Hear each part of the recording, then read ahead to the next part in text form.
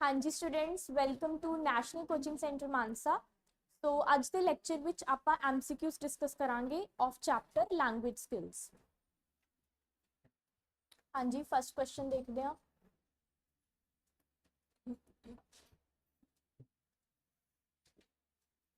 हाँ जी students, first question देखो। How will a teacher best teach writing skills to a class. जेकर किसी टीचर ने बच्चे ਨੂੰ राइटिंग स्किल पढ़ानी है तो क्लास ਵਿੱਚੋਂ ਕਿਹੜੇ बेस्ट मैथड ਨਾਲ पढ़ाऊगा। ऑप्शंस चूज करो अपनी।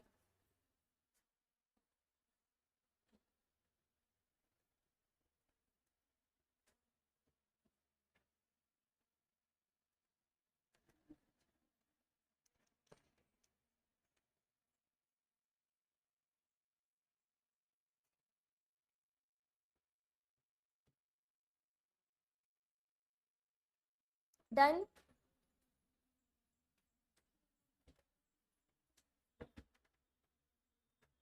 हाँ जी, पहले सब आए दसो क्वेश्चन समझ आ गया सबनों? क्वेश्चन क्लियर है? फर्स्ट ऑप्शन कहते हैं डिक्टेशन नाल पढ़ाऊगा। दूसरी ऑप्शन कहते हैं by asking students to learn articles and rewrite them. Articles नाल पढ़ाऊगा। आर्टिकल दो तरीके के आर्टिकल होंगे, एक तो आर्टिकल ग्रामर का टॉपिक, दूसरा है ना अपने को जो ए एंड द वाले आर्टिकल होंगे, एक आर्टिकल राइटिंग वाला टॉपिक होंगे, है ना। by brainstorming ideas and asking student to write in their own ideas। ਕਹਿੰਦਾ ਪਹਿਲਾ ਬੱਚਿਆਂ ਦੇ ਆਈਡੀਆਜ਼ ਨੂੰ ਕੀ ਕਰ ਦੂਗਾ, ਇੱਕ ਤਰੀਕੇ ਨਾਲ ਬ੍ਰੇਨਸਟਾਰਮ ਕਰ ਦੂਗਾ, ਯਾਨੀ ਕਿ ਡਿਸਕਸ਼ਨਸ ਦੇ ਥਰੂ ਬੱਚਿਆਂ ਨੂੰ ਆਈਡੀਆਜ਼ ਦੇ ਦੂਗਾ, ਉਸ ਤੋਂ ਬਾਅਦ ਬੱਚਾ ਉਹ ਆਈਡੀਆ ਨੂੰ ਜੋੜ ਕੇ ਆਪਣਾ ਕੁਝ ਲਿਖ ਲੇਗਾ। फोर्थ ऑप्शन कहते हैं by asking student to write neatly, या फिर उन्हें सिंपली कह देगा भी तू साफ सुथरा लिख ले, लिख कुछ मर्जी ले पर साफ सुथरा लिख ले। दसो केड़ी ऑप्शन आएगी आंसर, केड़ी ऑप्शन लगाई है? थर्ड। हाँ जी, थर्ड ऑप्शन ही अपना आंसर बनता है। क्यों? क्योंकि डिक्टेशन नाल जे उन्हें बच्चे ਨੂੰ ਰਾਈਟਿੰਗ ਟੀਚ ਵੀ ਕਰਨੀ ਹੈ, ਠੀਕ ਹੈ ਕਰ ਦੂਗਾ, ਬਟ ਡਿਕਟੇਸ਼ਨ ਇਹਨਾਂ ਐਪਰੋਪ੍ਰੀਏਟ ਮੈਥਡ ਨਹੀਂ ਹੈਗਾ। ਇਹ ਆਪਾਂ ਜ਼ਿਆਦਾਤਰ ਯੂਜ਼ ਕਰਦੇ ਹਾਂ ਜਦੋਂ ਆਪਾਂ ਬੱਚੇ ਦੀ ਸਪੈਲਿੰਗਸ ਨੂੰ ਇੰਪਰੂਵ ਕਰਨਾ ਹੋਵੇ, ਠੀਕ ਹੈ। By asking student to learn articles and rewrite, ਇਹ ਵੀ ਕੋਈ ਮੈਥਡ ਨਹੀਂ, ਬਿਕੋਜ਼ ਆਰਟੀਕਲ ਵਿੱਚ ਜਦੋਂ ਬੱਚਾ ਲਿਖੂਗਾ ਉਹਨੂੰ ਤਾਂ ਕੋਈ ਆਈਡੀਆ ਮਿਲੇ ਹੀ ਨਹੀਂ ਨਾ, ਉਹਦੇ ਜੋ ਦਿਮਾਗ ਦੇ ਆਈਡੀਆਜ਼ ਉਹ ਤਾਂ ਬ੍ਰੇਨਸਟਾਰਮ ਹੋਏ ਹੀ ਨਹੀਂ ਹੈਗੇ। ਬ੍ਰੇਨਸਟਾਰਮ ਵਰਡ ਦਾ ਹੀ ਮਤਲਬ ਕੀ ਹੁੰਦਾ ਹੈ कि डिस्कशन करवाती पहला टीचर ने। फॉर एग्जाम्पल मैं थोनू कह दा कि तुसी किसी टॉपिक ते कोई चीज़ लिखनी है, पहला मैं थोनू और टॉपिक दे रिलेटेड डिस्कशन करवा दा। जो आप डिस्कशन करांगे हर एक बच्चा अपने अपने आइडियाज़ दूगा, मैं भी अपने आइडियाज़ दूंगी, हर एक बच्चा अपने अपने आइडियाज़ दे के सारे अपने आइडियाज़ में एक्सचेंज कर लेंगे, फिर थोड़े को ज़्यादा आइडियाज़ हो जाएंगे, तुसी उन्हें लिख सकते, ठीक है।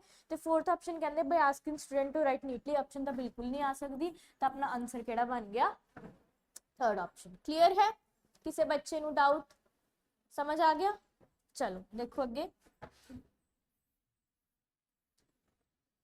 Second question. What is the skill among the ones given below that cannot be tested in a formal written examination? ਕਹਿੰਦੇ ਜਦੋਂ ਸਾਡਾ ਰਸਮੀ ਤਰੀਕੇ ਨਾਲ ਰਿਟਨ ਐਗਜ਼ਾਮੀਨੇਸ਼ਨ ਹੁੰਦੀ ਹੈ, ਰਸਮੀ ਤਰੀਕੇ ਨਾਲ ਰਿਟਨ ਸਾਡੀ ਪ੍ਰੀਖਿਆ ਹੁੰਦੀ ਹੈ, ਉਦੋਂ ਇਹਨਾਂ ਚੋਂ ਕਿਹੜੀਆਂ ਚੀਜ਼ਾਂ ਅਸੈਸ ਨਹੀਂ ਹੋ ਸਕਦੀਆਂ, ਕਿਹੜੀਆਂ ਚੀਜ਼ਾਂ ਅਸੀਂ ਟੈਸਟ ਨਹੀਂ ਕਰ ਸਕਦੇ। ਹੁਣ ਤੁਹਾਨੂੰ ਇੰਨਾ ਪਤਾ ਲੱਗ ਗਿਆ ਹੋਣਾ ਕਿ ਫਾਰਮਲ ਰਿਟਨ ਐਗਜ਼ਾਮੀਨੇਸ਼ਨ ਮਤਲਬ ਇੱਥੇ ਸਾਡੇ ਸਕੂਲ ਵਾਲੀ ਐਗਜ਼ਾਮੀਨੇਸ਼ਨ ਦੀ ਗੱਲ ਹੋ ਰਹੀ ਹੈ। ਕਿਹਦੀ ਗੱਲ ਹੋ ਰਹੀ ਹੈ? ਸਕੂਲ ਐਗਜ਼ਾਮੀਨੇਸ਼ਨ ਦੀ, ਅਕੈਡਮਿਕਸ ਦੀ ਗੱਲ ਹੋ ਰਹੀ ਹੈ। ਤਾਂ ਅਕੈਡਮਿਕਸ 'ਚ ਇਹਨਾਂ 'ਚੋਂ ਕਿਹੜੀ ਚੀਜ਼ ਬਿਲਕੁਲ ਵੀ ਨਹੀਂ ਹੋ ਸਕਦੀ? ਚੂਜ਼ ਕਰ ਲਿਆ ਸਭ ਨੇ ਆਪਸ਼ਨ?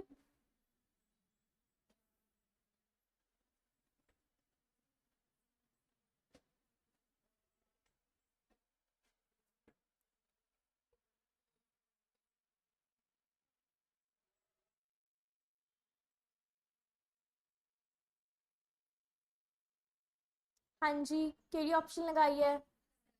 Second option. ओके चलो देखते हैं।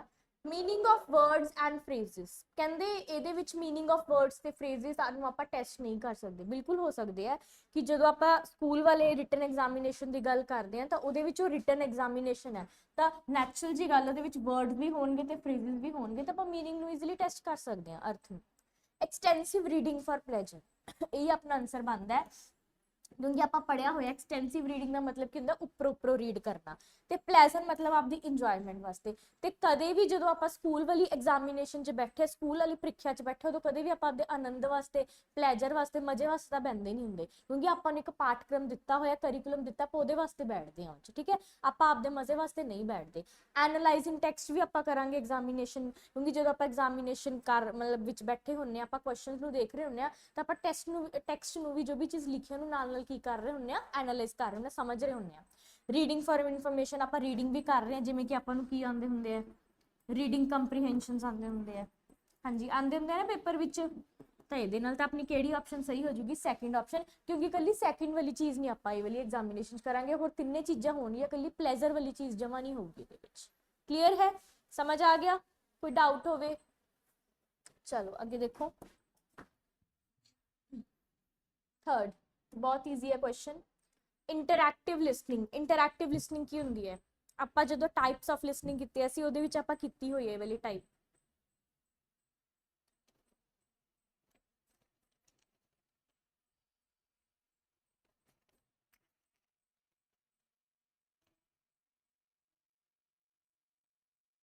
सॉरी एक मिनट, लिसनिंग,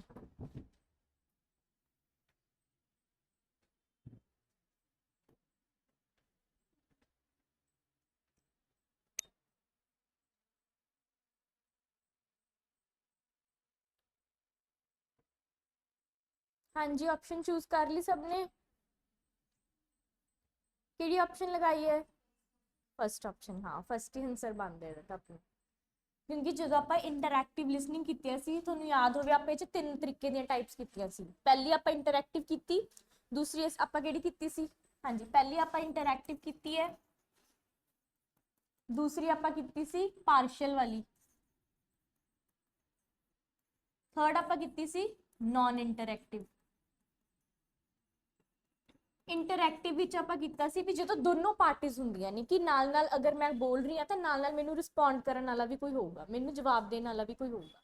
पार्शियल विच की हुंदा सीगा, हाँ एक साइड तो हुंदा सी, यानी कि फेस टू फेस भी नहीं इन्ना हुंदा सी, बट इंटरैक्टिव विच आपां नूं पता फेस टू फेस कम्युनिकेशन हुंदी सी, ते नॉन इंटरैक्टिव विच तो भी नहीं हुंदा सीगा, ठीक है। तो अपना आंसर एक ही बनता है, लिसनिंग एंड रिस्पोंडिंग, यानी कि जो लिसन भी कर रहे होंगे ते नाल नाल असीं की कर रहे होंगे, रिस्पोंड भी कर रहे होंगे, ते उदों ही पॉसिबल है जो है ना, मतलब कि हुण दो तो ज्यादा लोग ने, फिर एक तो ज्यादा लोग होण, दो लोकां विच, टू पीपल, ठीक है।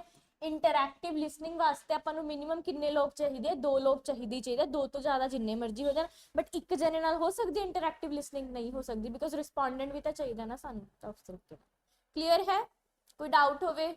समझ आ गया? चलो आगे देखो,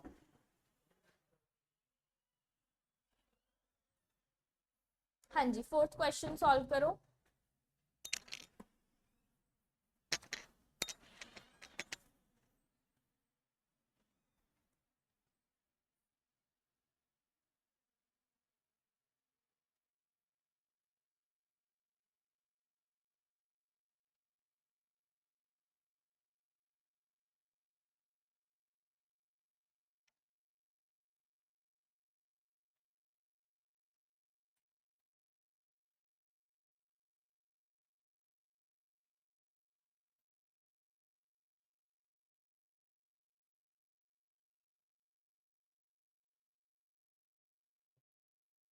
हाँ जी डन। कहते while writing a notice, notice की हुंदा है? सूचना। नोटिस की हुंदा है? इंग्लिश विच सबने देखा होगा, एक टॉपिक हुंदा है ग्रामर का राइटिंग विच, नोटिस राइटिंग, है ना। नोटिस राइटिंग की हुंदा जो आप किसी को कोई चीज़ इनफॉर्म करते हैं, हुण आप भी मान लो स्कूल च होइए, कॉलेज च होइए, नोटिस बोर्ड ते नोटिस नहीं लग्या हुंदा भी आ वाला फंक्शन हो रहा है, आ वाला कोई है ना, आप कह सकते हैं कोई ऑर्गेनाइजेशन आ रही है, ब्लड डोनेशन कैंप है, अलग अलग तरीके के नोटिस लगे होंगे, ठीक है। तो उन्होंने आप की बोलते हैं नोटिस राइटिंग। ਤੇ ਕਹਿੰਦੇ ਜਦੋਂ ਨੋਟਿਸ ਰਾਈਟਿੰਗ ਕਰਦੇ ਆ ਤਾਂ ਇਹਦੇ ਵਿੱਚ ਜਿਹੜਾ ਰਾਈਟਰ ਹੈ ਉਹਨੂੰ ਕਿਹੜੀ ਚੀਜ਼ ਪ੍ਰੈਫਰ ਕਰਨੀ ਚਾਹੀਦੀ ਹੈ? ਐਕਟਿਵ ਵੌਇਸ, ਐਨੀ ਵੌਇਸ, ਪੈਸਿਵ ਵੌਇਸ ਜਾਂ ਨਨ ਆਫ ਦਿਸ? ਕੀ ਆंसर आएगा? की लगाया ऑप्शन? फर्स्ट ऑप्शन लगाई है, सेकंड ऑप्शन किने लगाई है, थर्ड ऑप्शन? हाँ जी, ਤਾਂ ਇਹਦਾ ਆਨਸਰ ਤਾਂ ਮੇਨਲੀ ਆਪਣੇ ਕੋਲ ਬਣੇਗਾ, ਥੋੜੀ ਆਪਸ਼ਨ 'ਚ ਗੜਬੜ ਹੈ, ਥਰਡ ਆਪਸ਼ਨ ਬਣੇਗਾ। ਕਿਹੜਾ ਆਪਸ਼ਨ ਬਣੇਗਾ ਆਪਣੇ ਕੋਲ? Third option. ਹੁਣ ਇਹ ਕਿਵੇਂ ਹੁੰਦਾ? ਫॉर एग्जांपल ਇਹ ਆਪਣਾ ਵੈਸੇ ਅੱਗੇ ਕਰਾਂਗੇ ਆਪਾਂ, ਗ੍ਰਾਮਰ ਦਾ ਟਾਪਿਕ ਹੈ। ਜਿਵੇਂ ਤੁਹਾਨੂੰ ਕਹਿ ਦਿੱਤਾ ਜਾਵੇ ਵੀ ਤੁਹਾਡੇ ਸਕੂਲ ਵਿੱਚ ਕੋਈ ਬਲੱਡ ਡੋਨੇਸ਼ਨ ਕੈਂਪ ਹੋ ਰਿਹਾ ਜਾਂ ਫਿਰ ਕੋਈ ਕੰਪੀਟੀਸ਼ਨ ਹੋ ਰਿਹਾ, ਤੁਸੀਂ ਬੱਚਿਆਂ ਨੂੰ ਇਨਫੋਰਮ ਕਰਨਾ ਤੇ ਇਹ ਆਪਾਂ ਲਿਖਦੇ ਹੁੰਨੇ ਆ, this is to be informed that a blood donation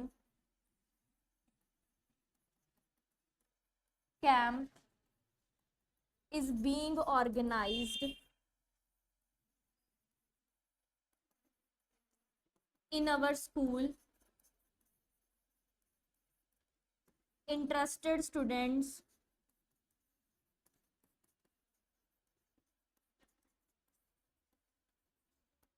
can give their names. Last ਤੇ ਤੁਸੀਂ ਆਪਣਾ ਨਾਮ ਲਿਖ ਦਿੰਦੇ ਹੋ, ਕੋਈ ਵੀ ਨਾਮ ਲਿਖਤਾ, ਸਾਈਨ ਕਰਤੇ। ਇੱਥੇ ਤੁਸੀਂ ਲਿਖ ਦਿੰਦੇ ਹੋ ਆਪਦੀ ਡੈਜ਼ਿਗਨੇਸ਼ਨ, ਜਿਵੇਂ ਨੋਟਿਸ ਲਿਖਿਆ ਹੋਵੇ ਵੀ ਤੁਸੀਂ ਹੈਡ ਗਰਲ ਹੋ, ਤੁਸੀਂ ਹੈਡ ਬॉय ਹੋ, ਤੁਸੀਂ ਕਲਾਸ ਦੇ ਮੋਨੀਟਰ ਹੋ। ਮੰਨ ਲਓ ਆਪਾਂ ਹੈਡ ਗਰਲ ਆ ਤਾਂ ਆਪਾਂ ਇੱਥੇ ਕੀ ਲਿਖ ਦਾਂਗੇ? Head girl. ਤੇ ਨੋਟਿਸ ਲਿਖਿਆ ਕਿਵੇਂ ਜਾਂਦਾ? ਇੱਥੇ ਕਿਹਦਾ ਨਾਮ ਹੁੰਦਾ? ਮੇਨ ਆਰਗੇਨਾਈਜੇਸ਼ਨ, ਸੰਸਥਾ ਦਾ ਨਾਮ ਆਉਂਦਾ ਹੈ। ਤੁਸੀਂ ਕਿਸੇ ਸਕੂਲ ਦੇ ਬੱਚੇ, ਤੁਸੀਂ ਉਹ ਸਕੂਲ ਦਾ ਨਾਮ ਲਿਖ ਦੋਗੇ। ਇੱਥੇ ਆਪਾਂ ਨੋਟਿਸ ਲਿਖਦੇ ਹਾਂ ਤੇ ਨੋਟਿਸ ਲਿਖਿਆ ਕਿਹਦੇ ਵਿੱਚ ਜਾਂਦਾ? ਇੱਕ ਡੱਬੇ 'ਚ ਲਿਖਿਆ ਜਾਂਦਾ। ਠੀਕ ਹੈ, ਹੁਣ ਧਿਆਨ ਨਾਲ ਸਮਝੋ, this is to be informed।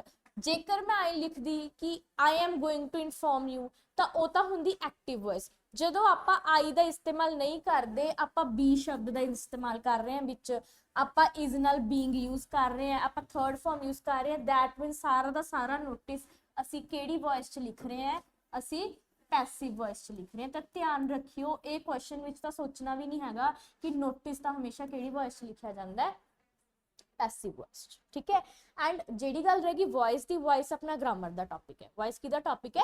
Grammar the topic ਹੈ। ਸਿੰਪਲ ਟੌਪਿਕ ਹੈ। ਜਿਵੇਂ ਫॉर एग्जांपल ਮੈਂ ਕਹਿੰਦਾ I eat fruits, ਇਹ ਤਾਂ ਸਿੰਪਲ ਕੀ ਹੈ ਮੇਰੀ? Active voice.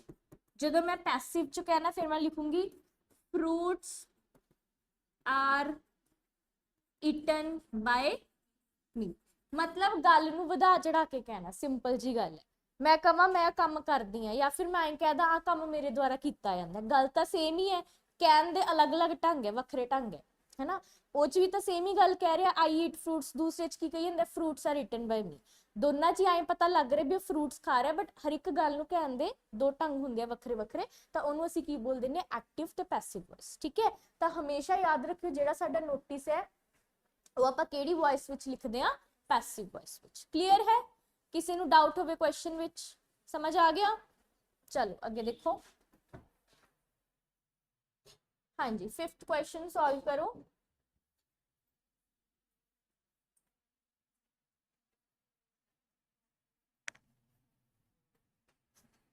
डन।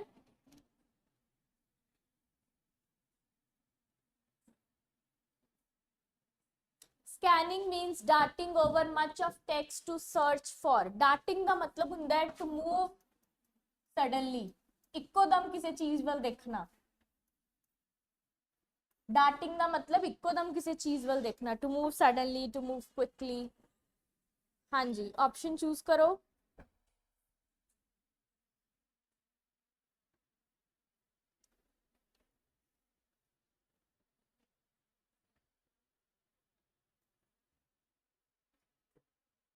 डन। हाँ जी, केड़ी ऑप्शन चूज की है? Third option. चलो देखते हैं।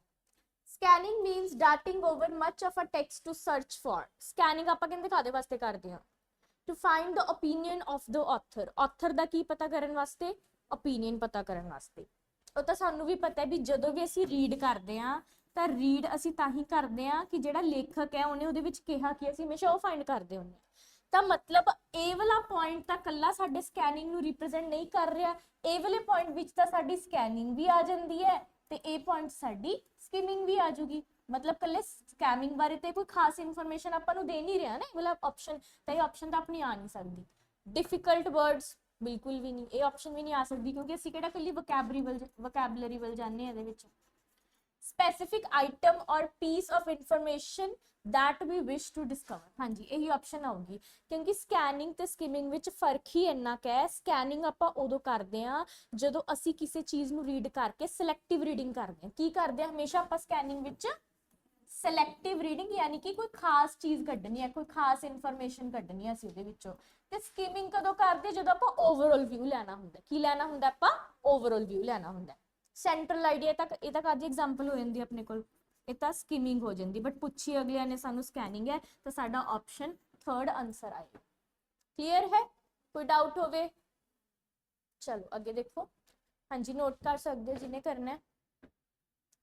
डन। चलो 6th question, language skills are best learned. Language skills आप सब तो वधिया बच्चे ਨੂੰ किस तरीके ਨਾਲ पढ़ा सकते हैं? Choose your option. बहुत ईजी है, बहुत ईजी है, बहुत बार दस्या होया ਤੁਹਾਨੂੰ। स्पेसिफिक वर्ड ਲੱਭੋ ऑप्शंस ਵਿੱਚੋਂ, ਉਹੀ ਆਪਣਾ आंसर बनेगा।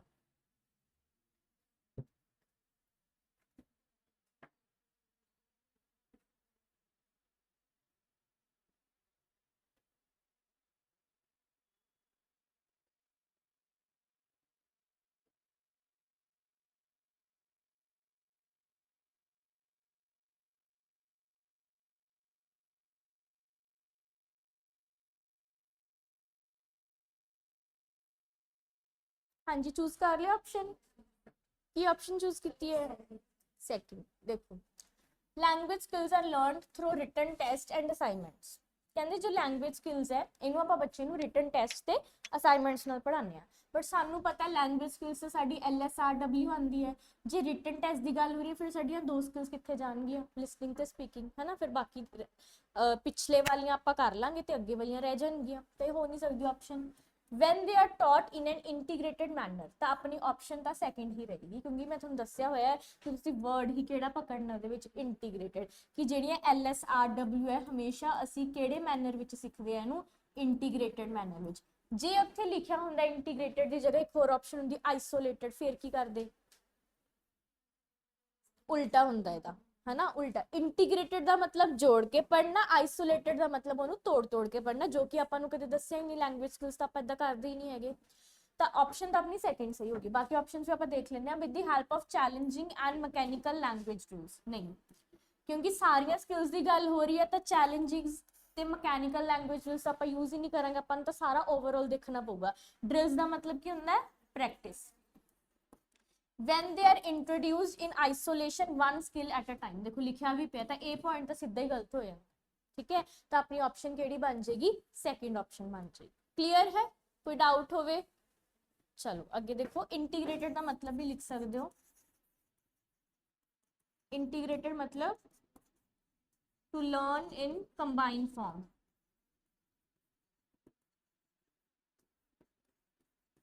ਕੰਬਾਈਨਡ ਫਾਰਮ ਚ ਲਰਨ ਕਰਨਾ ਜੋੜ ਜੋੜ ਕੇ, ਠੀਕ ਹੈ। ਸਕਿੱਲਸ ਨੂੰ ਕੱਲੇ ਕੱਲੇ ਨਹੀਂ ਕਰਨਾ। ਨੋਟ ਕਰ ਸਕਦੇ ਹੋ।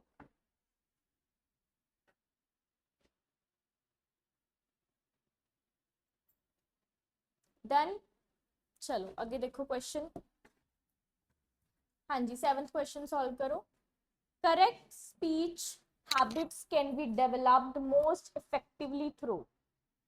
ਬੱਚੇ ਦੀਆਂ ਸਪੀਚ ਹੈਬਿਟਸ ਡਿਵੈਲਪ ਕਰਨੀਆਂ ਨੇ ਸਭ ਤੋਂ ਜ਼ਿਆਦਾ ਵਧੀਆ ਕਿਹੜੇ ਢੰਗ ਨਾਲ ਅਸੀਂ ਡਿਵੈਲਪ ਕਰ ਸਕਦੇ ਹਾਂ? ਪ੍ਰੋਨਾਂਸੀਏਸ਼ਨ ਨਾਲ, ਵੋਕੈਬਲਰੀ ਨਾਲ, ਕੁਇਜ਼ਸ ਨਾਲ ਜਾਂ ਫਿਰ ਡਿਕਟੇਸ਼ਨਸ ਨਾਲ। याद रखियो स्पीच की गल हो रही है तो इत्थे साउंड वाला एस्पेक्ट आ जाऊगा।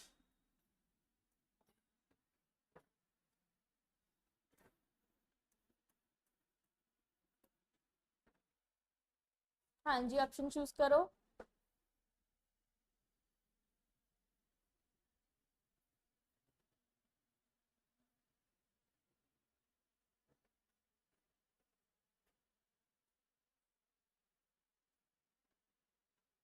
डन।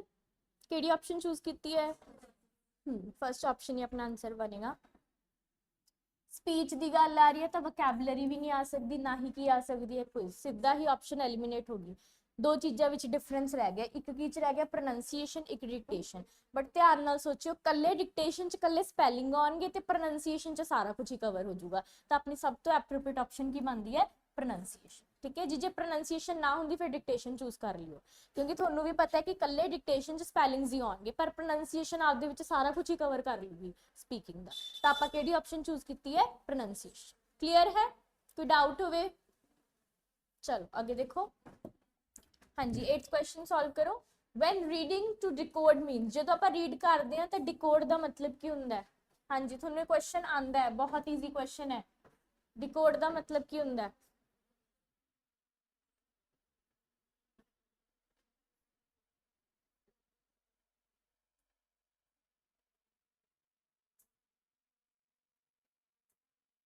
हो गया? सबने चूज कर लिया कि ऑप्शन लगाई है? Third option. हाँ जी, चलो देखते हैं।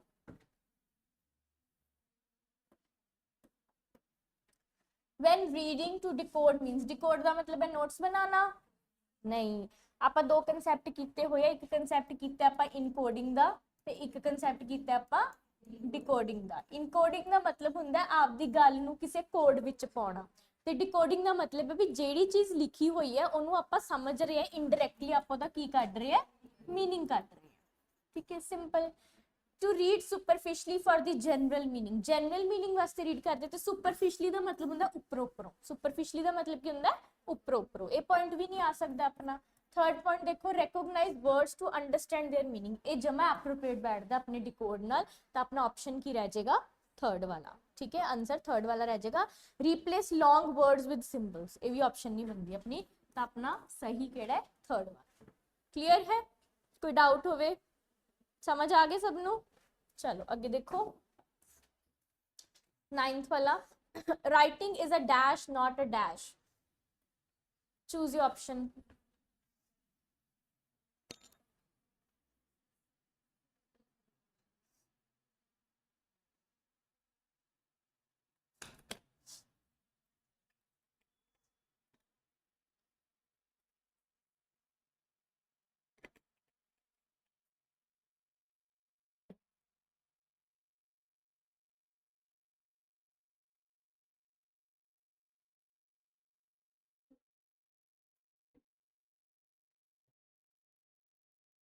हाँ जी, चूज कर लिया ऑप्शन? केड़ी ऑप्शन चूज की है? First, second, third, fourth? चलो देखो जी, तो कहते writing is a dash and not a dash.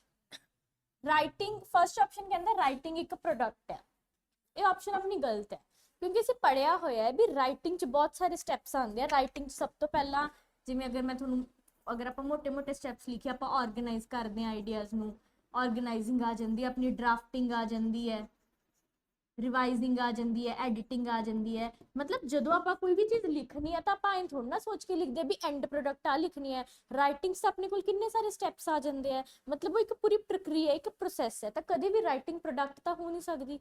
तो फर्स्ट ऑप्शन की आ गया? गलत। सेकंड ऑप्शन भी गलत है, क्योंकि फर्स्ट नंबर देना ने प्रोडक्ट पाया पे है। इन्ना जो हुण आपां आंसर चूज करना है, तो प्रोसैस तो दोनों च ही दिता है, सानू पता लग गया भी साडी फर्स्ट फिलअप च तो की आएगा? प्रोसैस ही आएगा। कि सैकेंड फिलअप च देखो प्रोडक्ट ते फॉर्मेशन। हुण राइटिंग कहंदे कि एक प्रोसैस है, बट केड़ी चीज नहीं हैगी, कहंदे राइटिंग फॉर्मेशन नहीं हैगी। नहीं, राइटिंग फॉर्मेशन हैगी है, क्योंकि जिमें जिमें असीं ऑर्गेनाइज करांगे अपने आइडियाज़ नूं, उहनूं ड्राफ्ट करांगे, उहनूं लिखांगे, उहनूं लास्ट ते एडिट करांगे, तो आपां अपनी राइटिंग नूं एक की दे रहे, एक फॉर्म दे रहे हैं, मतलब आपां ओहदी की कर रहे हैं, एक फॉर्मेशन कर रहे हैं। तो इसका मतलब साडा ऑप्शन दा थर्ड ही रह जाऊगा, ये भी नहीं आंदा। तो writing is a process not a product. Product का मतलब होंदा है जो फाइनल चीज होंदी है साडे। डन? क्लियर है? किसी बच्चे को कोई डाउट हो इस क्वेश्चन विच? सबनू समझ आ गया? चलो आगे देखो। हाँ जी, 10th क्वेश्चन सॉल्व करो। Very easy question.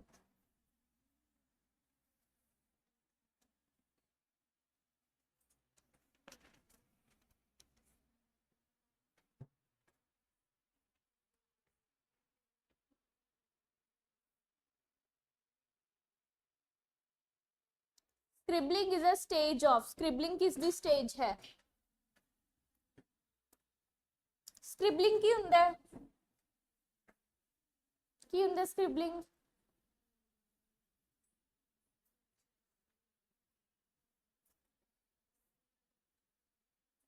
ओके, केड़ा ऑप्शन चूज किया है? थर्ड वाला। तो स्क्रिबलिंग हुंदा की है?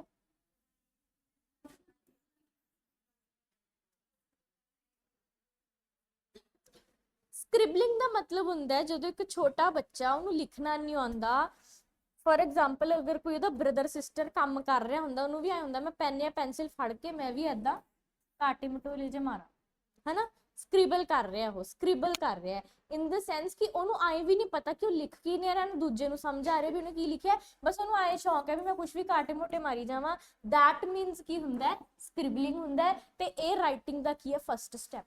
ਇਹ ਕੀ ਦਾ ਫਸਟ ਸਟੈਪ ਹੈ? ਆਪਣੀ ਰਾਈਟਿੰਗ ਦਾ ਫਸਟ ਸਟੈਪ ਹੈ। ਤਾਂ ਆਪਸ਼ਨ ਆਪਣੀ ਕੀ ਬਣ ਜਾਂਦੀ ਹੈ? Simple writing. क्लियर है? हाँ जी, समझ आ गया? चलो अगे देखो,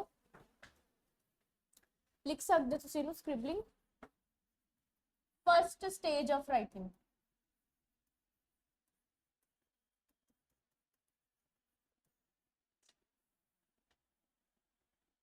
हाँ जी, नोट कर सकते हो।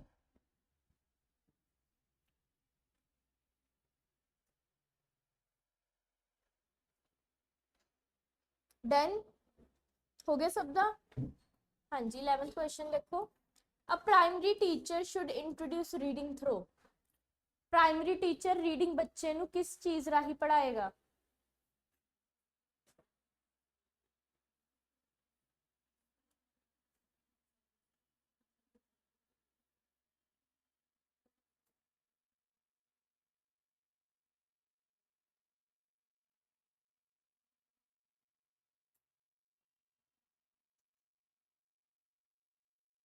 स्टोरीज नाल, पिक्चर बुक्स नाल, अल्फाबेट वाली बुक्स नाल, या फिर फनैटिक टीचिंग। फनैटिक हुंदा बोल बोल के, फनैटिक मतलब आवाज तो, साउंड तो।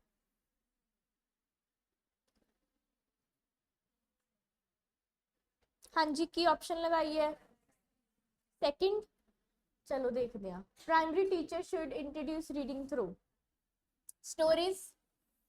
स्टोरीज राही पढ़ा सकते हैं, बट प्राइमरी के बच्चे वास्ते स्टोरी बहुत एडवांस है। की है? प्राइमरी के बच्चे वास्ते स्टोरी बहुत एडवांस है। स्टोरी नाल पढ़ाना बुरी गल नहीं, स्टोरी नाल बहुत सारे करैक्टर होंगे, स्टोरी च बहुत सारिया गल्लां होंदियां ने हसी मजाक वालियां, तो बच्चा एक तरीके नाल आकर्षक होगा। बट प्राइमरी के बच्चे वास्ते थोड़ी एडवांस गल हो जूगी स्टोरी, ठीक है। तो प्राइमरी के बच्चे वास्ते मेन तो आपां इहनूं पिक्चर बुक्स नाल ही पढ़ावांगे, इहदे नाल पढ़ावांगे पिक्चर बुक्स नाल, क्योंकि इहदे विच की होणगियां? पिक्चर्स होणगियां। अल्फाबैटिक बुक्स नाल तुसीं पढ़ा सकदे हो, बट जिहड़ियां अल्फाबैटिक बुक्स है, तुसीं जेकर बच्चे नूं की करवानी है? रीडिंग करानी है, फिर तो तुसीं कल्ले उहनूं अल्फाबैट्स ही करवा पाओगे, ठीक है। पर पिक्चर बुक्स का सानू ये भी पता है 2 लैटर वर्ड 3 लैटर वर्ड भी इंट्रोड्यूस होंगे, यानी कि मीडियोकर जी चीज आ जाती है। ना तो वाली बेसिक चीज आऊगी पिक्चर बुक, ना वाली एडवांस चीज आऊगी, बिच विचाले मीडियोकर जी चीज आ जाऊगी, ठीक है। फनेटिक टीचिंग भी नहीं पढ़ावांगे, दैट मीनस आप बच्चे नूं पिक्चर बुक्स नहीं पढ़ावांगे। क्लीयर है? समझ आ गया?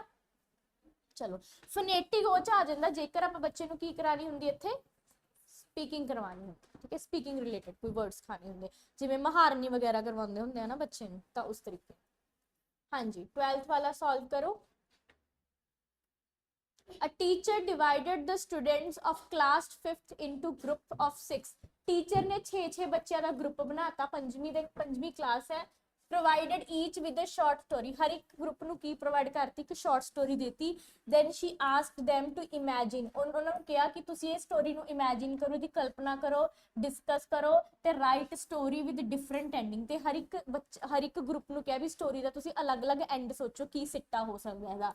ਇਨ ਦਿਸ ਐਕਟੀਵਿਟੀ ਜਿਹੜਾ ਟੀਚਰ ਹੈ ਉਹ ਬੱਚਿਆਂ ਅੰਦਰ ਕਿਹੜੀ ਚੀਜ਼ ਨੂੰ ਡਿਵੈਲਪ ਕਰਵਾ ਰਿਹਾ ਹੈ?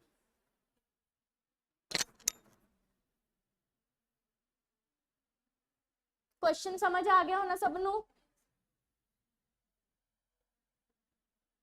चूज करो ऑप्शन।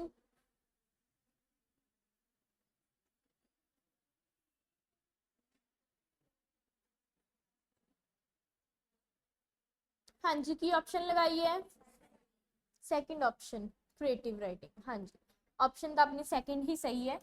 क्यों? हम देखो, टीचर ने बच्चे की एक फॉर एग्जांपल टीचर ने बच्चे शॉर्ट स्टोरी प्रोवाइड करती है ना, नाल उस तो बाद उस चीज ਨੂੰ ਕੀ देते ਉਹਨੇ ਆਈਡੀਆਜ਼ देते ਤੇ ਨਾਲ ਹੀ ਕੀ ਕਰਵਾਤੀ ਡਿਸਕਸ਼ਨ ਕਰਵਾਤੀ। ਸਭ ਤੋਂ ਵੱਡੀ ਗੱਲ ਇਮੈਜਿਨੇਟਿਵ ਪਾਵਰਸ, ਇਮੈਜਿਨੇਟਿਵ ਸਕਿੱਲਸ। ਜਦੋਂ ਬੱਚਾ ਕਲਪਨਾ ਕਰੂਗਾ ਤਾਂ ਉਹਦੇ ਨਾਲ ਹੋਰ ਨਵੇਂ ਆਈਡੀਆਜ਼ ਆਣਗੇ ਤੇ ਜੇ ਹਰ ਇੱਕ ਬੱਚੇ ਨੇ ਆਪਦੀ ਸਟੋਰੀ ਦੀ ਵੱਖਰੀ ਐਂਡਿੰਗ ਕਰਨੀ ਹੈ ਤਾਂ ਉਹਦੇ ਵਾਸਤੇ ਉਹਨੂੰ ਦਿਮਾਗ ਲਾਉਣਾ ਪਊਗਾ ਪੂਰਾ ਵੀ ਮੈਂ ਕਿਵੇਂ ਚੇਂਜ ਕਰਾਂ ਨੂੰ। ਤਾਂ ਉਹਦੇ ਵਾਸਤੇ ਉਹ ਕਿਸੇ ਚੀਜ਼ ਨੂੰ ਕੀ ਕਰੂਗਾ ਕ੍ਰੀਏਟ ਕਰੂਗਾ। ਦੈਟ ਮੀਨਸ ਉੱਥੇ ਕਿਹੜੀ ਰਾਈਟਿੰਗ ਡਿਵੈਲਪ ਹੋ ਰਹੀ ਹੈ ਕ੍ਰੀਏਟਿਵ ਰਾਈਟਿੰਗ।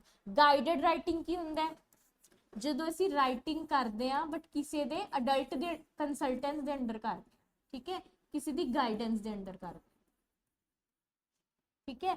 ਫॉर एग्जांपल ਜਦੋਂ ਅਸੀਂ ਕੁਝ ਚੀਜ਼ ਲਿਖੀ ਜਾਂਦੇ ਤੇ ਨਾਲ ਸਾਨੂੰ ਟੀਚਰ ਗਾਈਡ ਕਰੀ ਜਾਂਦੇ ਕਿੱਦਾਂ ਕਿੱਦਾਂ ਲਿਖਣਾ ਉਹ ਕਿਹਦੇ ਵਿੱਚ ਆ ਜਾਊਗਾ ਗਾਈਡਡ ਰਾਈਟਿੰਗ। ਬਟ ਇਹਦੇ ਵਿੱਚ ਤਾਂ ਟੀਚਰ ਨੇ ਪਹਿਲਾਂ ਉਹਨਾਂ ਨੂੰ ਦੱਸਤਾ ਬਾਅਦ ਚੋਂ ਕਿਹਾ ਕਿ ਤੁਸੀਂ ਆਪਦੇ ਮਨ ਦੇ ਆਈਡੀਆਜ਼ ਨਾਲ ਬਣਾਉਣੀ ਹੈ ਵੱਖਰੀ ਵੱਖਰੀ ਐਂਡਿੰਗ ਠੀਕ ਹੈ। ਇਹਦੇ ਵਿੱਚ ਕੋਈ ਇਸ ਤਰੀਕੇ ਦੀ ਗੱਲ ਹੋਈ ਨਹੀਂ ਕ੍ਰੀਏਟਿਵ ਵਾਲੀ ਗਾਈਡਡ ਵਿੱਚ ਤਾਂ। ਦੈਨ ਪ੍ਰੋਡਕਟ ਰਾਈਟਿੰਗ ਕਿਹੜੀ ਹੁੰਦੀ ਹੈ ਹਾਂਜੀ ਪ੍ਰੋਡਕਟ ਰਾਈਟਿੰਗ ਹੁੰਦੀ ਹੈ ਜਦੋਂ ਆਪਣੇ ਕੋਲ ਕੋਈ ਫਿਨਿਸ਼ਡ ਜਾਂ ਫਿਰ ਫਾਈਨਲ ਪ੍ਰੋਡਕਟ ਹੋਵੇ ਫਿਨਿਸ਼ਡ ਜਾਂ ਫਿਰ ਕੋਈ ਫਾਈਨਲ ਚੀਜ਼ ਹੋਵੇ। ਮੰਨ ਲਓ ਆਪਾਂ ਨੂੰ ਕਹਿ ਦਿੱਤਾ ਜਾਵੇ ਵੀ ਐਂ ਕਰਕੇ ਤੁਸੀਂ ਬੱਚਿਆਂ ਨੇ ਸਟੋਰੀ ਲਿਖਣੀ ਹੈ ਸਟੋਰੀ ਦਾ ਐਂਡ ਇੱਕ ਹੀ ਹੋਣਾ ਚਾਹੀਦਾ ਤਾਂ ਬੱਚੇ ਨੂੰ ਆਲਰੇਡੀ ਉਹਨਾਂ ਨੇ ਫਾਈਨਲ ਚੀਜ਼ ਦੇਤੀ ਪ੍ਰੋਡਕਟ ਦੇਤਾ ਵੀ ਤੁਸੀਂ ਕੁਝ ਵੀ ਲਿਖੋ ਬਟ ਐਂਡ ਤੁਹਾਡੀ ਇਹੀ ਹੋਣੀ ਚਾਹੀਦੀ ਹੈ। ਬੱਚਿਆਂ ਦੇ ਹੱਥ ਦੇ ਅੰਦਰ ਕੁਝ ਨਹੀਂ ਉਹ ਆਪਦੇ ਮਨ ਦੇ ਆਈਡੀਆ ਕ੍ਰੀਏਟ ਹੀ ਨਹੀਂ ਕਰ ਸਕਦੇ ਜਦੋਂ ਟੀਚਰ ਨੇ ਪਹਿਲਾਂ ਹੀ ਕਹਿਤਾ ਵੀ ਤੁਸੀਂ ਲਿਖਣਾ ਇਸ ਟੌਪਿਕ ਤੇ ਹੈ ਜਾਂ ਫਿਰ ਇਹੀ ਐਂਡਿੰਗ ਹੋਣੀ ਚਾਹੀਦੀ ਹੈ ਠੀਕ ਹੈ। ਤੇ ਕੰਟਰੋਲਡ ਰਾਈਟਿੰਗ ਕਿਹੜੀ ਹੁੰਦੀ ਹੈ ਕੰਟਰੋਲਡ ਅਸਲ ਚ ਗਾਈਡਡ ਹੀ ਹੁੰਦੀ ਹੈ ਦਾ ਮਤਲਬ ਦੂਸਰਾ ਨਾਮ ਹੈ ਸਿਨੋਨੀਅਮ ਹੈ ਤਾਂ ਠੀਕ ਹੈ। ਦੋ ਤਰੀਕੇ ਦੀ ਰਾਈਟਿੰਗ ਹੁੰਦੀ ਹੈ ਸਾਡੇ ਕੋਲ ਇੱਕ ਕਿਹੜੀ ਹੁੰਦੀ ਹੈ ਫ੍ਰੀ ਰਾਈਟਿੰਗ ਤੇ ਇੱਕ ਕਿਹੜੀ ਹੁੰਦੀ ਹੈ ਹਾਂਜੀ ਕੰਟਰੋਲਡ ਜਾਂ ਫਿਰ ਗਾਈਡ ਠੀਕ ਹੈ। ਤੇ ਥਰਡ ਕੈਟੇਗਰੀ ਕਿਹੜੀ ਆ ਗਈ ਸਾਡੇ ਕੋਲ ਕ੍ਰੀਏਟਿਵ।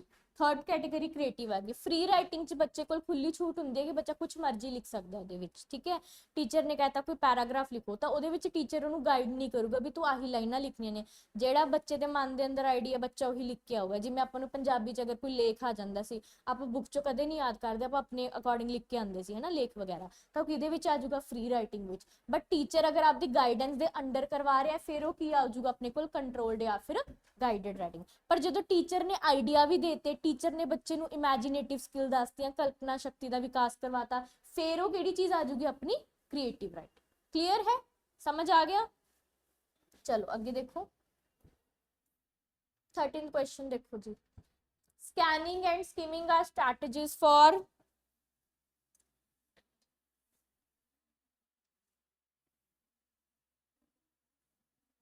हाँ जी चूज करो बहुत सौखा क्वेश्चन है बहुत इजी है। डन की ऑप्शन लगाई है हाँ जी की ऑप्शन लगाई है ये ਆਪਾਂ ਹੁਣੀ ਕਰਕੇ ਹਟਿਆ ਪ੍ਰੀਵੀਅਸ ਕੁਐਸਚਨਸ ਵਿੱਚ ਕਾਦੀ ਐਗਜ਼ਾਮਪਲਸ ਨੇ ਇਹ ਰਾਈਟਿੰਗ ਦੀਆਂ ਰੀਡਿੰਗ ਦੀਆਂ ਹਾਂ ਰੀਡਿੰਗ ਦੇ ਐਗਜ਼ਾਮਪਲਸ ਨੇ ਠੀਕ ਹੈ। ਸਕਿਮਿੰਗ ਤੇ ਸਕਿਮਿੰਗ ਤੇ ਸਕੈਨਿੰਗ ਆਪਣੇ ਕੋਲ ਰੀਡਿੰਗ ਦੇ ਪਾਰਟਸ ਨੇ ਕਿਉਂਕਿ ਨਾ ਤਾਂ ਹੀ ਸਪੀਕਿੰਗ ਵਿੱਚ ਆਊਗਾ ਕਿਉਂਕਿ ਆਪਾਂ ਪੜ੍ਹ ਚੁੱਕੇ ਹਾਂ ਵੀ ਸਕੈਨਿੰਗ ਵਿੱਚ ਆਪਾਂ ਕੋਈ ਸਿਲੈਕਟਿਵ ਚੀਜ਼ ਨੂੰ ਫਾਈਂਡ ਕਰਦੇ ਹੁੰਦੇ ਆ ਤੇ ਸਕਿਮਿੰਗ ਵਿੱਚ ਆਪਾਂ ਓਵਰਆਲ ਵਿਊ ਫਾਈਂਡ ਕਰ ਰਹੇ ਤੇ ਕਦੋਂ ਪੋਸੀਬਲ ਹੋਗਾ ਜਦੋਂ ਆਪਾਂ ਚੀਜ਼ ਨੂੰ ਰੀਡ ਕਰਾਂਗੇ। ਕਲੀਅਰ ਹੈ समझ आ गया। चलो आगे देखो 14th क्वेश्चन करो under which activity do recognizing sounds and deducing meaning from them come।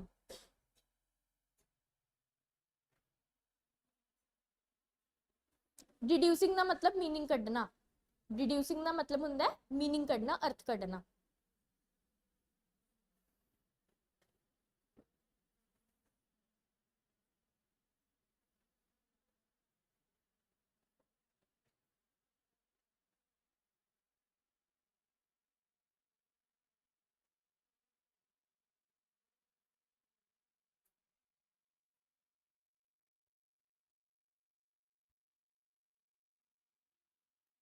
हाँ जी सबने चूज कर लिया ऑप्शन हाँ जी की आंसर लगाया है केड़ा केड़ी ऑप्शन लगाई है सेकंड सेकंड किना किना ने लगाई है हैंड रेस करो। थर्ड फोर्थ फर्स्ट चलो देखो under which activity two recognising sounds and deducing meaning ਤਾਂ ਅਗਰ ਆਪਾਂ ਨੂੰ ਪਤਾ ਹੋ ਗਿਆ ਆਪਾਂ ਚਾਰ ਸਕਿੱਲਸ ਦੀ ਗੱਲ ਕੀਤੀ ਹੈ ਹਨਾ LSRW ਲਿਸਨਿੰਗ ਆਪਾਂ ਕਿਹੜਾ ਐਸਪੈਕਟ ਕਿਹਾ ਸੀ ਲਿਸਨਿੰਗ ਨੂੰ ਆਪਾਂ ਨੇ हाँ जी, सिमेंटिक या फिर रिसेप्टिव। ਜਿਹਦੇ ਵਿੱਚ ਆਪਾਂ ਕਿਹਾ ਸੀ ਕਿ ਆਪਾਂ ਹਮੇਸ਼ਾ ਇਸ ਚੀਜ਼ ਵਿੱਚ ਕੀ ਕਰਦੇ ਹੁੰਨੇ ਆ, ਮੀਨਿੰਗ ਕੱਢਦੇ ਆ। ਤੇ ਸਪੀਕਿੰਗ ਨੂੰ ਆਪਾਂ ਕਿਹਾ ਸੀ ਸਾਡਾ ਫੋਨੈਟਿਕ ਐਸਪੈਕਟ, ਜਿਹਦੇ ਵਿੱਚ ਕੀ ਆ ਜਾਂਦੇ ਆ ਸਾਡੇ, ਸਾਊਂਡ ਆ ਜਾਂਦੇ ਆ। ਹਾਂਜੀ, ਰੀਡਿੰਗ ਕਿਹੜਾ ਆ ਜਾਊਗਾ ਸਾਡਾ, ਫੋਨੈਟਿਕ ਕਮ ਗ੍ਰਾਫਿਕ। यानी कि जो आप रीड करते हैं तो कई बार साउंड भी होंगे जो बोल बोल के करते हैं, तो ग्राफिक मतलब राइटिंग वाली चीज भी होंगी है। तो राइटिंग कला केड़ा एस्पेक्ट है अपने को, ग्राफिक। तो ये अपन कही जाते हैं भी जो बच्चा है वो साउंड्स नू की कर रहा, रैकोगनाइज कर रहा, तो नाल ही मीनिंग कड्ढण दी कोशिश कर रहा है। तो इसका मतलब साडा केड़ा एस्पेक्ट आ जाऊगा इहदे विच, लिसनिंग वाला। सो सैकेंड ऑप्शन अपनी करेक्ट। क्लीयर है, डन। किसी बच्चे नू डाउट होवे क्वेश्चन विच, सबनू समझ आ गया? देखो अगला, हाँ जी,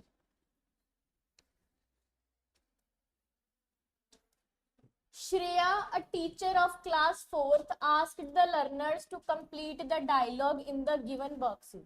Shreya एक टीचर है, किसी पेज उत्ते किसी बुक उत्ते डायलॉग लिखे हो, डायलॉग अद्धे लिखे हुए फिलअप फॉर्म च लिखे हुए।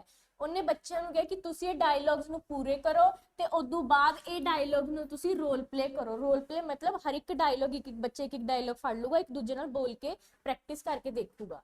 ਠੀਕ ਹੈ, ਇਹਦੇ ਵਿੱਚੋਂ ਕਿਹੜੀ ਚੀਜ਼ ਡਿਵੈਲਪ ਕਰਵਾ ਰਹੀ ਹੈ ਬੱਚਿਆਂ ਵਿੱਚ? ਹਾਂਜੀ, ऑप्शन चूज करो।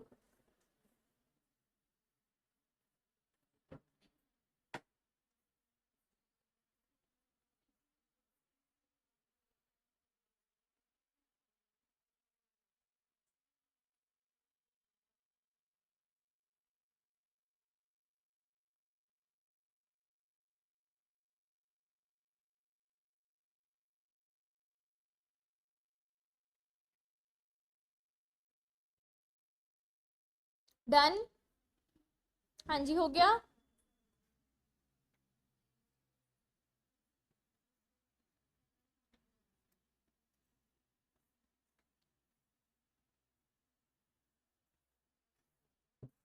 हाँ जी, चलो देखो, सब तो पहला ਜਦੋਂ ਨੇ ਕਿਹਾ ਬੱਚਿਆਂ ਨੂੰ ਕਿ ਤੁਸੀਂ ਡਾਇਲੌਗਸ ਆਪਦੇ ਫਿਲਅਪ ਫਾਰਮ ਵਿੱਚ ਭਰਨੇ ਆ, ਤਾਂ ਇਸ ਦਾ ਮਤਲਬ ਜਦੋਂ ਬੱਚੇ ਡਾਇਲੌਗ ਭਰਨਗੇ ਤਾਂ ਇੱਕ ਤਾਂ ਐਸਪੈਕਟ ਆ ਜਾਊਗਾ ਸਾਡਾ ਰਾਈਟਿੰਗ। ਠੀਕ ਹੈ, ਹੁਣ ਜਦੋਂ ਬੱਚੇ ਰੋਲ ਪਲੇ ਕਰਨਗੇ, ਠੀਕ ਹੈ, ਤਾਂ ਉਹਦੇ ਵਿੱਚ ਸਪੀਕਿੰਗ ਵਾਲੀ ਚੀਜ਼ ਵੀ ਆ ਜਾਊਗੀ ਤੇ ਨਾਲ ਹੀ ਕਿਹੜੀ ਚੀਜ਼ ਆ ਜਾਊਗੀ ਉਹਦੇ ਚ, ਲਿਸਨਿੰਗ ਵਾਲੀ, ਕਿਉਂਕਿ ਦੂਜਾ ਤਾਂ ਸੁਣੂਗਾ ਨਾ ਪਹਿਲੇ ਦੇ ਡਾਇਲੌਗ ਨੂੰ। ਪਰ ਇੱਕ ਸਕਿੱਲ ਹੈ ਜਿਹਦਾ ਯੂਜ਼ ਇਹ ਚ ਹੋ ਨਹੀਂ ਰਿਹਾ ਜਮਾ ਵੀ, ਉਹ ਹੈਗੀ ਹੈ ਸਾਡੇ ਕੋਲ रीडिंग। रीडिंग स्किल का बिल्कुल भी ये कोई यूज हो नहीं रहा मेनली अगर आप गल करिए। ठीक है, तो ऑप्शन चूज करो।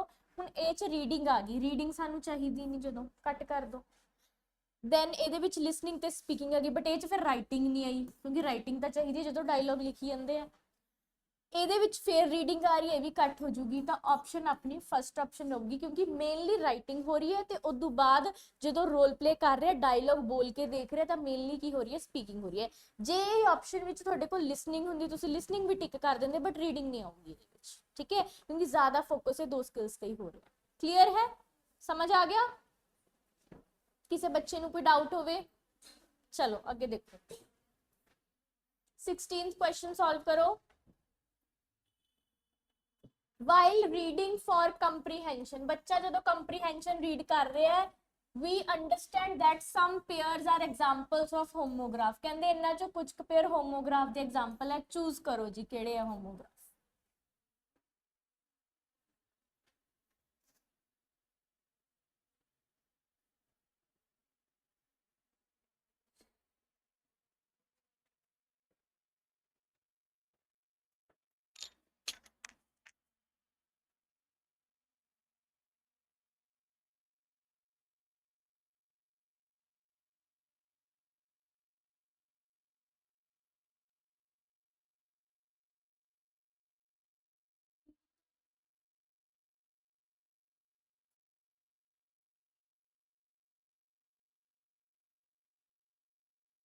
हाँ जी, डन। हाँ जी, केड़ी ऑप्शन लगाई है? फर्स्ट ऑप्शन किने लगाई है? सेकंड, सेकंड, थर्ड, फोर्थ, ज्यादातर बच्चे ने किहड़ी ऑप्शंस लगाई है, सेकंड लगाई है, फर्स्ट लगाई है, फर्स्ट लगाई है। चलो देखो ਆਪਾਂ ਕੀਤਾ ਵੀ ਸੀਗਾ आई गेस प्रीवियस वाले MCQ ਸੈਸ਼ਨ ਵਿੱਚ। ਤਾਂ ਹੋਮੋਗ੍ਰਾਫ ਕੀ ਹੁੰਦਾ, ਸਭ ਤੋਂ ਪਹਿਲਾਂ ਨਾ ਜੋ ਕੁਐਸਚਨ ਚ ਪੁੱਛਿਆ ਹੈ ਉਹਦੀ ਡੈਫੀਨੇਸ਼ਨ ਸੋਚ ਲਿਆ ਕਰੋ ਵੀ ਹੋਮੋਗ੍ਰਾਫ ਉਹ ਵਾਲੇ ਹੁੰਦੇ ਆ ਜਿਨ੍ਹਾਂ ਦੇ ਸਪੈਲਿੰਗ ਕੀ ਹੋਣਗੇ, ਸੇਮ ਹੋਣਗੇ, ਇਹਨਾਂ ਦੀ ਪ੍ਰੋਨੰਸੀਏਸ਼ਨ ਵੀ ਸੇਮ ਹੋਊਗੀ ਤੇ ਇਹਨਾਂ ਦਾ मीनिंग ਕੀ ਹੋਊਗਾ, डिफरेंट ਹੋਊਗਾ। हाँ जी, मीनिंग की होगा इन्हां दा डिफरेंट होगा। तो देखो मेल मेल स्पैलिंग तो सेम है नहीं, एक कंडीशन साडी पूरी नहीं हुई तो ऑप्शन गई। Warm tepid being neither too hot, ये तो बिल्कुल भी नहीं आ सकती। थर्ड ही बनती है अपनी लिड लिड, ठीक है, मैटल हुंदी है ते एक गिव डायरेक्शन लीड करना, ठीक है, तो उन्होंने बोलते हैं आप, ठीक है। एक लीड मतलब की हुंदा है लीड करना, डायरेक्शन देनी, ते एक लीड एक मैटल नूं कहा गया है। तो उनदे विच ही आपां की कह सकते हैं कि स्पैलिंग सेम है, प्रोनंसीएशन भी सेम है, कई केसेस प्रोनंसीएशन डिफरेंट हो जाती है, ठीक है। ते लास्ट वाला देख लो, ਇਹਦਾ लिड लिखा होया कि लिखा होया डेड लिखा होया, बिल्कुल भी नहीं हो सकती। तो ऑप्शन अपनी थर्ड करेक्ट है। क्लियर है, समझ आ गया सबनों?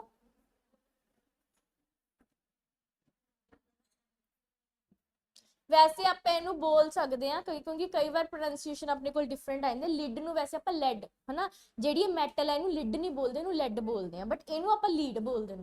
तो उस प्रोनंसीएशन कई केसेस डिफरेंट हो भी सकती है, सेम भी हो सकता है। वैसे मैं थोड़ा कॉमन दसती कि कई बार होमोग्राफ की प्रोनंसीएशन की होंगी है, सेम होंगी है। क्लियर है? चलो जी अगे क्वेश्चन देखो 17th, the last stage of writing is, writing the last stage की है?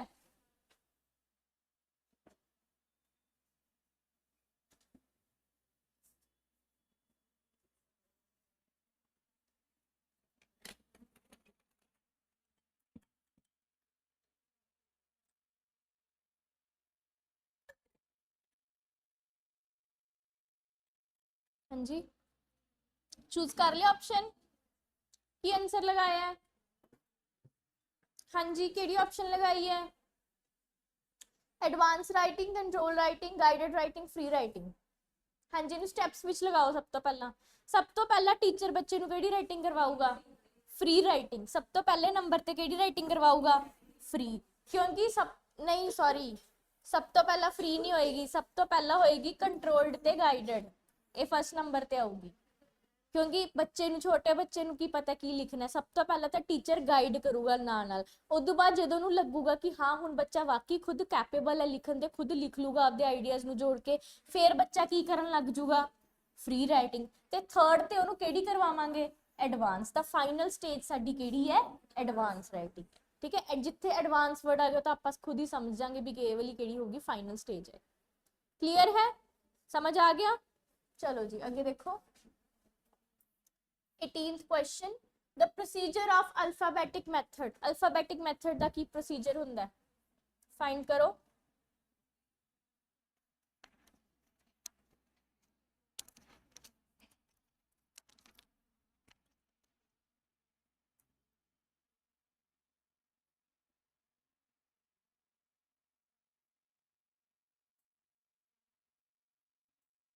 डन हो गया सबदा? देखो जी वैसे तो अल्फाबेटिक मैथड च सानू पता है स्टार्ट कित्थों होने चाहिए, लैटर्स अल्फाबेट्स, फिर वर्ड्स, देन फ्रेजेस, देन हाँ जी sentence, then paragraph, and then last ते जी हैगी ऑप्शन च स्टोरी। क्लियर है? चलो जी देखो लैटर देखो है, लैटर 3 ऑप्शन विच लैटर है गया, सो ऑप्शन तक गई, ठीक है। लैटर तो बाद की आने चाहिए वर्ड्स वर्ड्स वर्ड्स वर्ड्स, ठीक है। फिर उस बाद सेंटेंसेस आ गई, ठीक है। तो बाद एक मिनट रुको, फ्रेजेस, ये वाली ऑप्शन अपनी गलत हो जाएगी, ठीक है। फ्रेजेस सेंटेंसेस, हाँ तो अपनी ऑप्शन केड़ी सही है? सेकंड ऑप्शन सही है, क्योंकि ये तो बाद फ्रेजेस तो बाद इन्हां विच सेंटेंस आना चाहिए सी, ठीक है। तो आया नहीं तो ऑप्शन की हो जाती है गलत, सो सेकंड ऑप्शन अपनी करेक्ट हो जाए। क्लियर है, समझ आ गया? चलो जी आगे देखो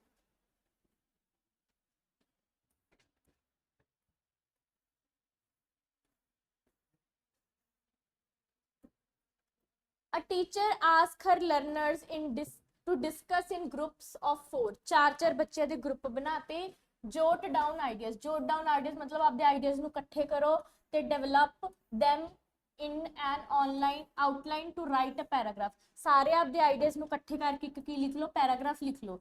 learners then edit the paragraph, learners ਉਹ ਪੈਰਾਗ੍ਰਾਫ ਨੂੰ ਕੀ ਕਰ ਦਿੰਦੇ ਆ, ਐਡੀਟਿੰਗ ਕਰ ਦਿੰਦੇ ਉਹਦੀ, ਜਦੋਂ ਉਹਨਾਂ ਨੇ ਫਾਈਨਲ ਡਰਾਫਟ ਬਣਾਉਣਾ ਹੈ। ਇਹਦੇ ਵਿੱਚੋਂ ਕਿਹੜੀ ਸਟ੍ਰੈਟਜੀ ਯੂਜ਼ ਕਰ ਰਹੇ ਦੱਸੋ?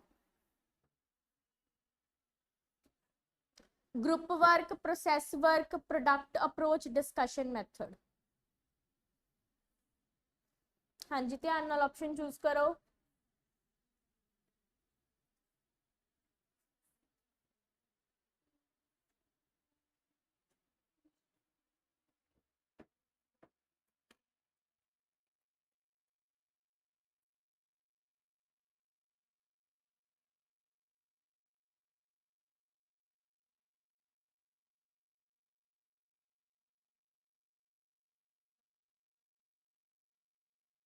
डन हो गया? हाँ जी, केड़ी ऑप्शन चूज कीती है? Second option, third option? चलो देखते हैं। तो कहते ਇਹਦੇ ਵਿੱਚ टीचर लर्नर ਨੂੰ ਪੁੱਛ ਰਿਹਾ ਵੀ ਤੁਸੀਂ ਕੀ ਕਰੋ, ਆਪਣੇ ਡਿਸਕਸ ਕਰੋ ਸਭ ਤੋਂ ਪਹਿਲਾਂ, ਠੀਕ ਹੈ, ਆਈਡੀਆਜ਼ ਨੂੰ, ਫਿਰ ਉਦੋਂ ਬਾਅਦ ਉਹ ਆਈਡੀਆਜ਼ ਨੂੰ ਕੀ ਕਰੋ, ਜੋਟ ਡਾਊਨ ਮਤਲਬ ਆਰਗੇਨਾਈਜ਼ ਕਰੋ। हाँ जी, उदू बाद ਉਹਨੂੰ ਕੀ ਬਣਾਓ, ਇੱਕ ਕੀ ਕਹਿ ਸਕਦੇ ਆ, ਫਾਈਨਲ ਉਹਦਾ ਡਰਾਫਟ ਬਣਾਓ, ਐਡੀਟਿੰਗ ਕਰੋ, ਉਹਦੇ ਵਿੱਚ ਆ ਜਾਂਦਾ ਆਪਣੇ ਕੋਲ। ਤਾਂ ਮਤਲਬ ਸਾਨੂੰ ਐਂ ਪਤਾ ਲੱਗ ਰਿਹਾ ਵੀ ਇਹਦੇ ਵਿੱਚ ਸਾਡੇ ਕੋਲ ਸਟੈਪਸ ਦੇ ਰਿਹਾ, ਕਾਦੇ ਉਹ, ਰਾਈਟਿੰਗ, ਕਾਦੇ ਸਟੈਪਸ ਦੇ ਰਿਹਾ, ਰਾਈਟਿੰਗ। ਤੇ ਜਦੋਂ ਰਾਈਟਿੰਗ ਦੇ ਸਟੈਪਸ ਦੇਤੇ ਤਾਂ ਇੱਕ ਕੀ ਹੈ ਇਹ, ਇੱਕ ਪ੍ਰੋਸੈਸ ਅਪਰੋਚ, ਠੀਕ ਹੈ। ਸੋ ਗਰੁੱਪ ਵਰਕ ਲੈ ਸਕਦੇ ਸੀ, ਬਟ ਇੰਨਾ ਆਪਾਂ ਕਹਿ ਨਹੀਂ ਸਕਦੇ ਇਹਦੇ ਵਿੱਚ, ਹਾਲਾਂਕਿ ਬੱਚੇ ਗਰੁੱਪ 'ਚ ਕਰ ਰਹੇ, ਬਟ ਇਹ 'ਚ ਆਪਾਂ ਨੂੰ ਮੇਨ ਰਾਈਟਿੰਗ ਦੀ ਅਪਰੋਚ ਪੁੱਛੀ ਹੋਈ ਹੈ। ਪ੍ਰੋਸੈਸ ਅਪਰੋਚ ਆਪਣਾ ਆंसर ਆਊਗਾ, प्रोडक्ट भी नहीं आऊगा ਤੇ ਨਾ ਹੀ डिस्कशन। क्लियर है? मोस्ट एप्रोप्रिएट ऑप्शन अपनी केड़ी बनती है, प्रोसैस अप्रोच, ठीक है, क्योंकि अपन वर्ड भी उन्होंने साफ साफ उन्होंने अपन हिंट देता ਉਹਦੇ ਵਿੱਚ, एडिट वर्ड देता उन्होंने अपन ड्राफ्ट वर्ड देता, ਤਾਂ ਉਹਦੇ ਕਰ। क्लियर है? हाँ जी, किसी बच्चे ਨੂੰ ਕੋਈ डाउट ਹੋਵੇ क्वेश्चन ਵਿੱਚ? सब ਨੂੰ समझ आ गया? चलो जी, लास्ट क्वेश्चन देखो, very important. Top down process of reading.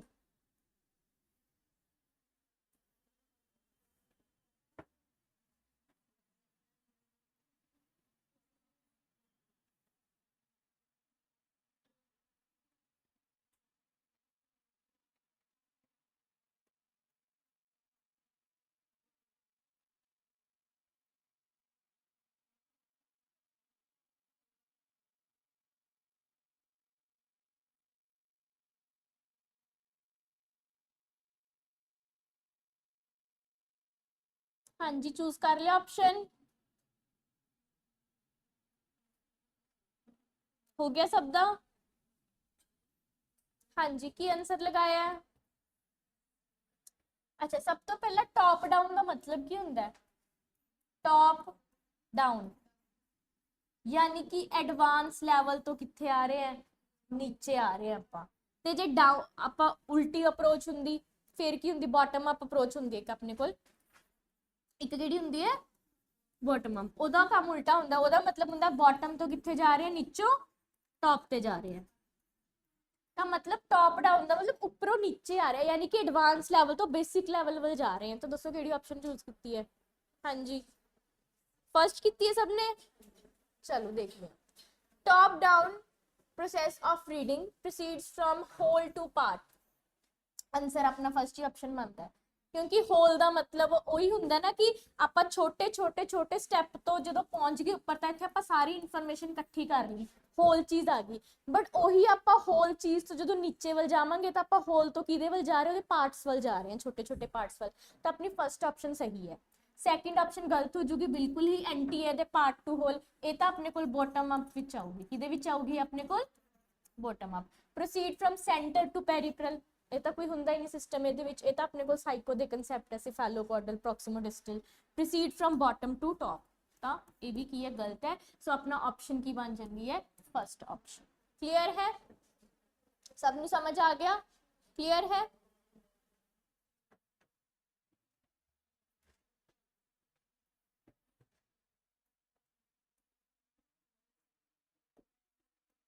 हाँ जी, ਅੱਜ ਦੇ ਸੈਸ਼ਨ 'ਚ ਕਿਸੇ ਬੱਚੇ ਨੂੰ ਕੋਈ ਡਾਊਟ ਹੋਵੇ ਕੁਐਸਚਨ ਵਿੱਚ? हाँ जी, कोई डाउट होवे? कोई डाउट नहीं है? क्लियर है सब नू? ओके।